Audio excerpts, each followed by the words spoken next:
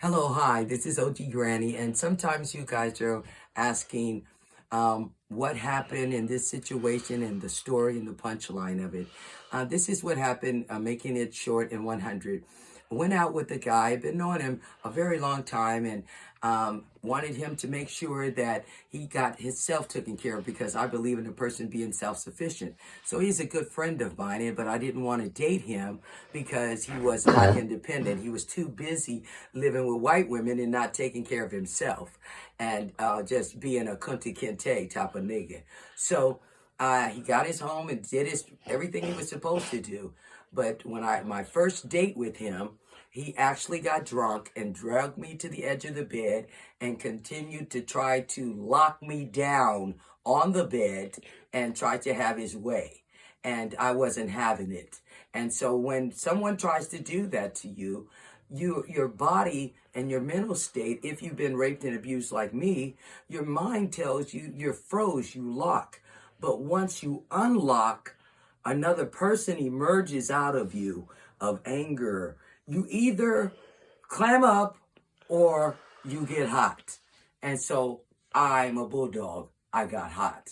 But I sympathize for each and every woman. If a man has done this to you and then assaulted you in this manner, you are feeling like, well, I can't call the police because he ate my cookie. No, sweetheart. If you tell him no, and he proceed and try to wrestle you and use physical force on you, and you're telling him no, then that's the same thing as trying to rape you. Whether you got anything done to you, I want you to be more mindful on people you date. They always talk about we can't find us anywhere. I hate the fact that they talk about black women being insecure and that we need somebody. No, we're independent. We don't need anybody. We have everything for ourselves. This motherfucker that did this to me brought me all kinds of perfumes and all kinds of shit because that's a mission of guilt, okay? But at the same time, they always just try to justify what they have done to you. So let it be known, baby girls, don't go inside anybody's apartment. When you get in somebody's car and you don't know them that well, have you some flats, some flip-flops in your pocket, so you can walk and talk. And have you some flip-flops so you can bust a move away from the situation. Because a lot of times they'll get you in the car and then they want to talk a lot of shit to you. And you don't want to hear it. Well, tell them kick the curb and let you out. That's what you do. You don't sit there and endure it. I'm tired of black women making us seem to be weak people. We're very strong people and very independent people. I'm independent and self-sufficient, and I don't need nothing from nobody. And you can't buy my integrity with some damn colognes, okay? Number one. And number two is when someone does this to you, no matter it's a pandemic or what the situation is, and when you call the police on them, take the time and go through the protocol because most of the times you'll find out 9 times out of 10 they've actually done this to someone else, okay? So make sure that you protect yourself. Carry something in your purse. Make sure you're not allowing yourself to get obliviated or let them be so obliviated to where they don't know what they're actually doing. Because this person don't even believe he got his ass whooped until he went and saw his throat.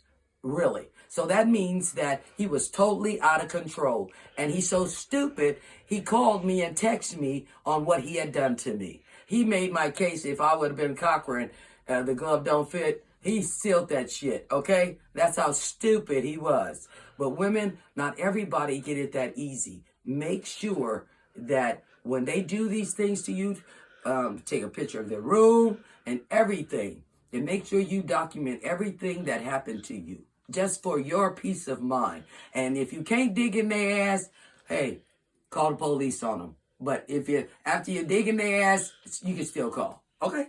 No hands barred. Okay? And this person that did me that way, they were 25 years younger than me too. And I'm 62. And they outweighed me by about 175 pounds. So suffice to say, I actually trusted them. They were my friend.